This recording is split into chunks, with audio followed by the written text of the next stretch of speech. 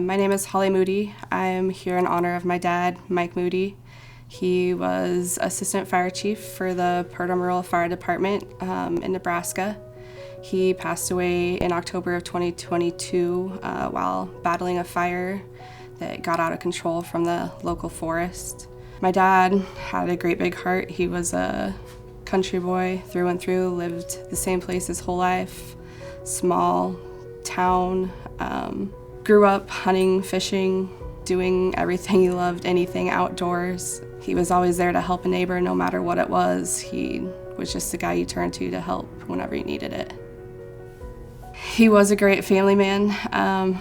He and my mom were married just shy of 35 years. My brothers, I have two older brothers that he took in as his own, and then there's me and my younger brother, and then he's got 3 grandkids. He had them call him Grandpa T-Rex, so that's something the kids always loved about him. We always teased him about his short arms, so he just got nicknamed Grandpa T-Rex, and it stuck. He loves sunrises and sunsets, anything outside. He was up with the sunrise, usually starting his work. He was always getting stuff done, no matter what time of day it was. I don't remember my dad ever having to set an alarm clock. He was always just up and ready to go whenever we needed him. I think my dad became a fireman to help people. I know they talk about sometimes there's the guys that do it for the adrenaline rush and they want to get out there and do stuff, but that wasn't my dad. He wasn't one of those people that was excited that there was a fire. He, knew that it was going to cause issues, and he just wanted to be there to get it stopped. Where we live, fires, mostly pasture ground, and that destroys our way of living. You lose ground from a fire, you don't have grass to run your cattle on or grow your crops on. So my dad, he did it to help people. He started in high school and he did it for 40 plus years on the fire department because it was just what he did. I don't want to say that he loved it because, like I said, he didn't love that there were fires and that he had to go do it, but he did it because he loved people and he was helping those people.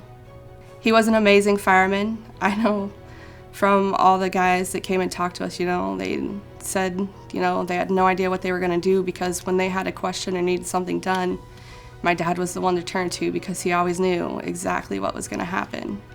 And he could tell you things that I don't know how he even knew. The night we lost him in the fire, the last thing he talked to us, he went out and looked at the smoke, and he came back in and he told my grandma she needed to go home and pack her stuff because it was headed for her house. And that was before it had ever jumped the highway or anything, and the fire it headed straight for the house. It actually wasn't very far away. He actually died protecting my grandma's land. He was there that close to the house. I think the brotherhood in that of being a fireman was very important. It was another family, and where we're from, our fire departments, we were all together all the time, a small community. So, they were your neighbor, they were your friend, they were your cousin. My brother's on the fire department about an hour away, and even some of those fire guys, they always just banded together in the communities around us. We have, I think, the largest fire district in Nebraska, and my dad could tell you a lot of the firemen from everywhere else across the state, or, what fire department had what and how they could do things. Our local fire department was very helpful when my dad passed away.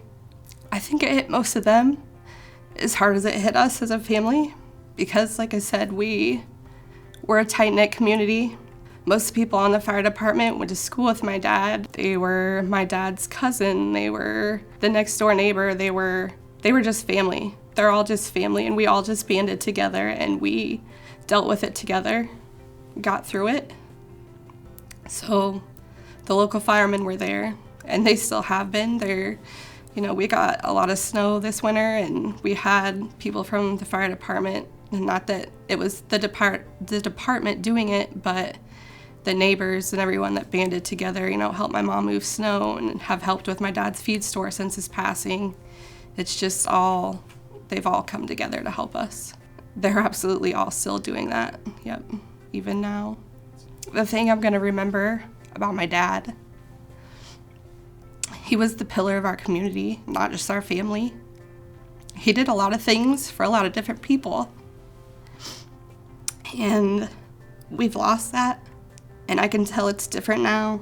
But my dad, you could turn to him for anything. My dad, I don't know how he had all the information he had, but it seemed like he knew everything. And any question you had, anything you needed help with, he was going to have the answer.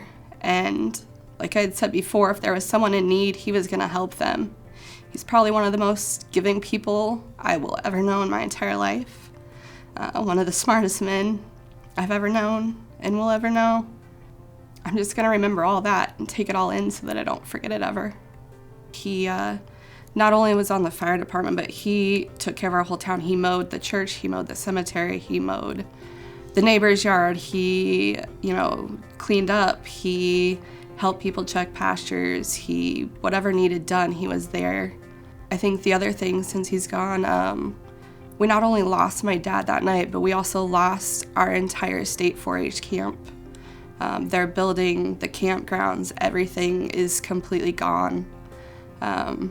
So the whole night was just a huge impact to our community, not only that day, but moving forward. So things are definitely different, and they're always going to be different. My favorite moment with my dad. My dad and I, he was my person, but the thing we loved most was hunting and fishing together. One year, we went out, and it was the last day of season, hunting deer season, and I hadn't bought a permit right away, and he was kind of disappointed about that. But we went out anyways, last day of season, few hours left, didn't see a single deer. And my dad couldn't hunt anymore. He couldn't shoot anything anyways. But I remember we drove over this hill and there was deer, and he saw a buck, and we backed back down, and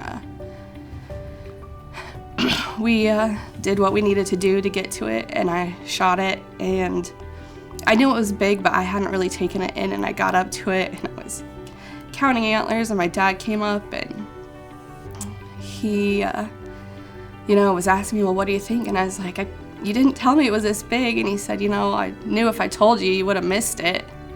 And I laughed, and I remember being so happy about it, I cried on the way home. And I told my dad I was sorry that he couldn't have been the one to shoot it. And my dad said he got more enjoyment watching me do something we love than he would have shooting it himself. I guess that's just another one of those selfless things my dad did. He was just that kind of person. But that's one of my favorite memories that I have with him. In one word to describe my dad: loyal. He was just always there. Didn't know a stranger, like I said. He was gonna be there no matter what. Here's to you, with that smile on your face. Here's to you, and what I wanna raise to this moment we share.